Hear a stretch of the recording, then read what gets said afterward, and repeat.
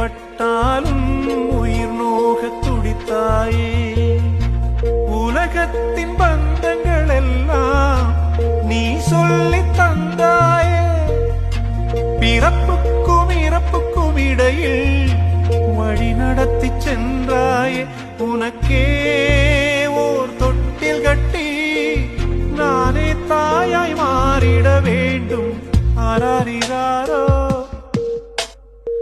நான் இங்கே பாட, தாயே நீ கண்ணுறங்கு, என்னோட மடி சாய்ந்து